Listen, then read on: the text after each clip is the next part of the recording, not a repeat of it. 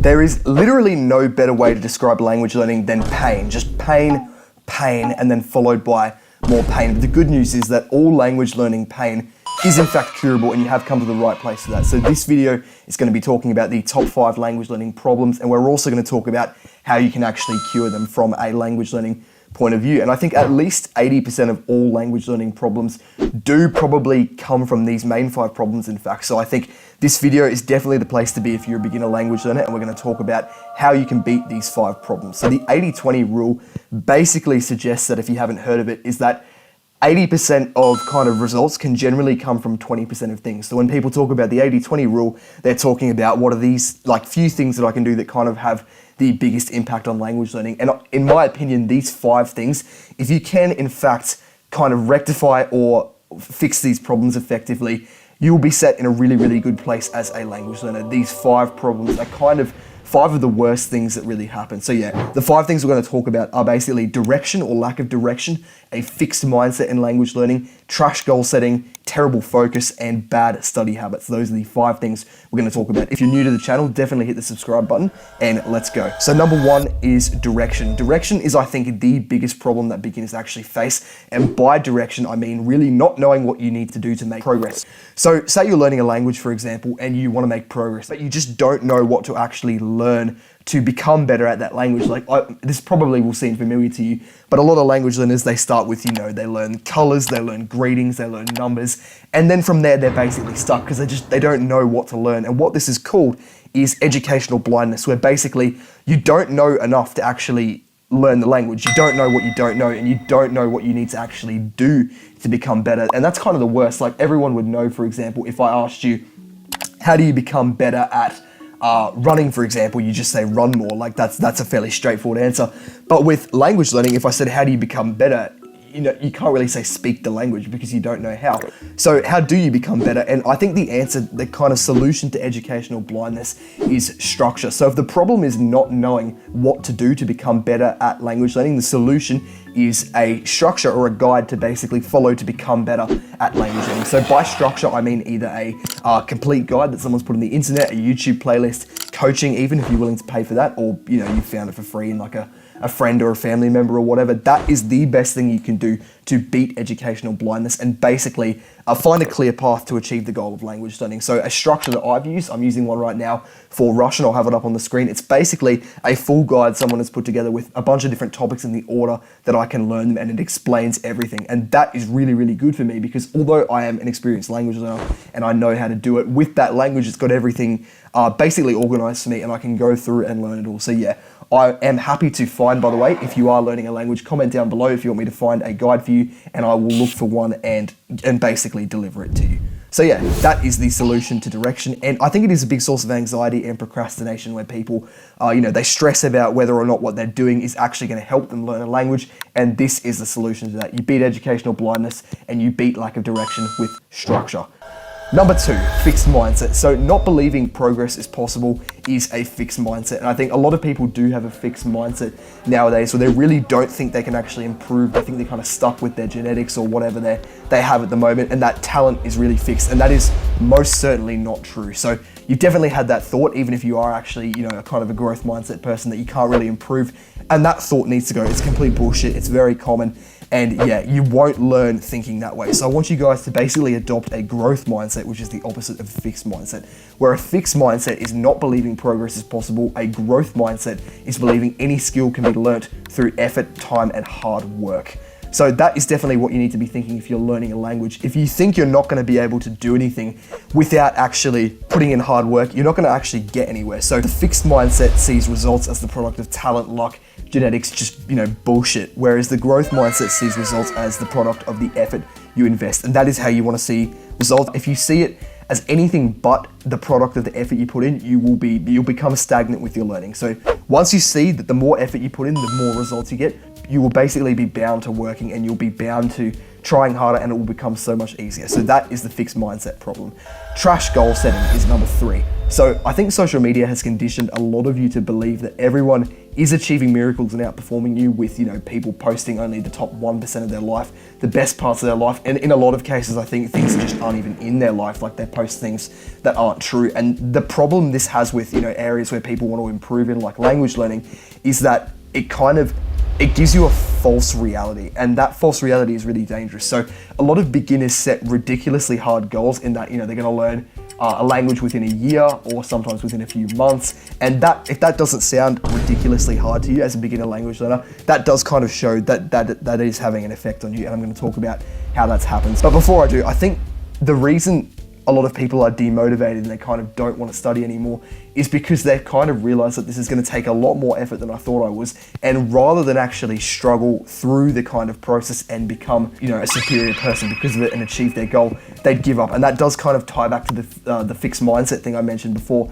where instead of actually, embracing hard work and improving themselves, they just assume that because it's not easy as how it appears on social media, that for whatever reason they aren't able to learn, and they kind of go back to that fixed mindset. And of course, they don't learn a language. You do need to understand that goals are extremely important, and that the goals you're setting are probably not very good. So I'm going to introduce this concept of hard goals versus soft goals. I have talked about this in a previous video, which you guys can definitely check out. But basically, hard goals are when you set a goal like, for example, I'm going to learn this language by the end of the year. You have a fixed time, and it's very clear that by the end of the year, if you can't speak the language, you failed the goal. A soft goal, on the other hand, is when you set more of a short-term goal, like, for example, I'm going to study 2 hours this week and the week after and the week after.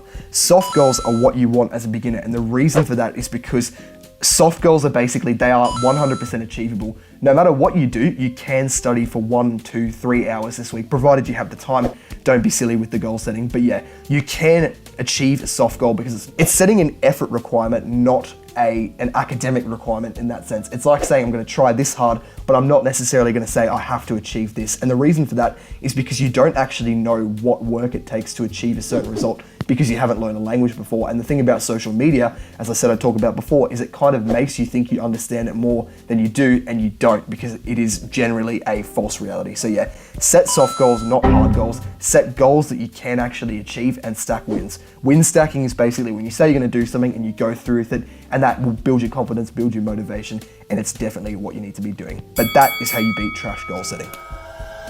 Number 4, terrible focus. So you do know your focus is trash, right? Like, I actually think my focus, despite the fact that I've basically cut out all the things that would kind of make my focus worse, I still think my focus isn't that good, and that's because I live in a Western country with social media and all these other things that are basically going to impact my focus. So I think everyone in Gen Z or even younger, I don't even know what they call themselves, anyone that's like 20s or teens, and probably younger as well, but I don't think there are many younger kids than that learning languages, you basically have terrible, garbage, absolute crap shit focus. And the reason for that, a whole formula of things. So you've got short form content on social media, like YouTube Shorts, TikToks, that kind of thing, that is basically eroding your attention span. Anything like that is, it's actually interesting because people don't even watch movies anymore. They have to watch TV shows and have that kind of compartmentalized episode because they just cannot concentrate through a movie. They can't sit through it anymore. I actually love movies, but then I probably have an above average attention span. So short form content is definitely an impact in this. Social media as well itself is a huge distraction. It stops you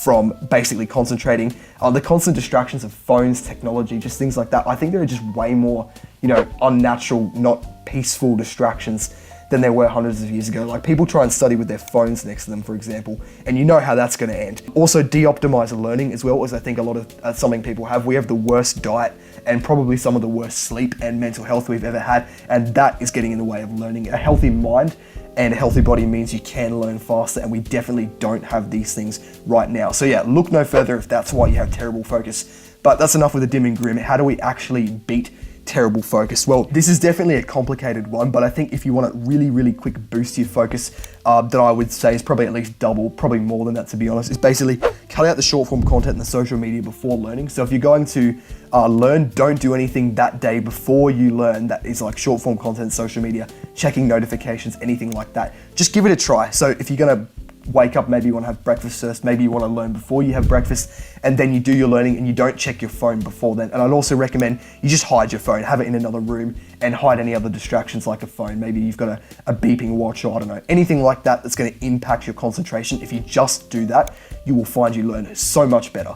Get rid of the phone and don't check your phone before you learn in that one day, and you will find how much easier it is to concentrate, because that stuff is toxic. I don't know who said this, or maybe I just made it up, but thou shalt not learn if thou cannot concentrate. And at the moment, basically everyone can't concentrate. So no wonder you can't learn a language. Improving your focus is a long-term goal as well. I've already got a video on that. I might have to update it actually because it's quite old. But yeah, start taking steps today and you will not regret it. Number 5 and final is bad study habits. So you expect to learn a language, and yet most people study like absolute, idiots. They don't study properly. If you can't study properly or learn whatever you want to call it, you're basically not going to learn a language. So most people have zero consistency. They have a low study volume, which means they just don't study enough, and they have a lack of variety. They only study things that they kind of like, which means they're not speaking. They're not, covering every area in a language that needs to be covered. So if you can't set aside some time each week to learn a language, you will not make progress as a general rule. It has to be a weekly thing, minimum. It can't be like a bi-weekly thing or a monthly thing. You won't make progress. Trust me, you will not make progress. I'm trying to help you guys. So as I said before with the soft goals thing, you want to set goals that are effort-based, short-term, that you can definitely come through with. And here's an example. So you might want to set a soft goal for this bad study habit to try and get rid of it, that you're going to study, for example, 2 times a week, 1-hour sessions, and meet it. That is not a difficult goal. You just literally need to sit down 2 times in a whole week and study for about an hour. That is easy. And once you kind of pull that off, you'll build confidence. As I said before with win stacking, once you set yourself a goal and achieve it, it does definitely build confidence, and it builds motivation, because you see that you can in fact meet goals. And when you meet goals, you're much more motivated to continue and keep language learning. So yeah, progressive overload, that as well. I've mentioned it a lot. It is a gym term where you actually increase the weights that you're lifting over time. And that is how you build muscle and strength effectively. We want to do this with language learning as well. If you're setting a weekly quota, like I'm going to study 2 hours this week, and you meet that, for example, within 1 to 2 weeks after that, you might want to increase it to 3 hours, and you might want to increase it to 4 hours. And over time, you're able to build up the amount of language learning you're doing and actually accelerate your progress, rather than setting yourself a really, really difficult goal straight away and then not meeting it. And then the opposite of win stacking happens. You actually, you could call it loss stacking, where you've just not met a goal and then you basically want to give up because it's too hard, and you go back to that fixed mindset. As I said before, you can actually see a lot of these things are definitely connected. We've mentioned soft goals and win stacking here. We've mentioned the fixed mindset. These things are deeply linked, and they are the 5 biggest things I think you guys should solve, and the most common problems. So yeah, bottom line, all progress comes through some kind of discomfort. Do not quit because you have to stretch your comfort zone a little. You will have to stretch your comfort zone, but that is how progress is made. That is how gains are made in the language learning. So yeah, as a bonus, guys, the first person to add me on Discord, I will personally make you a free habit tracker. So definitely do that. I am a contact you want with your language learning, and I'm happy to help anyone. So yeah, I do offer language learning coaching as well, guys. If you want to check out my website, link in the description. We've currently got a massive sale, and I think there's over $1,000 worth of value in there, just because I enjoyed making it. So why not? But yeah, have a good one, guys. It's been a pleasure, and thank you for listening.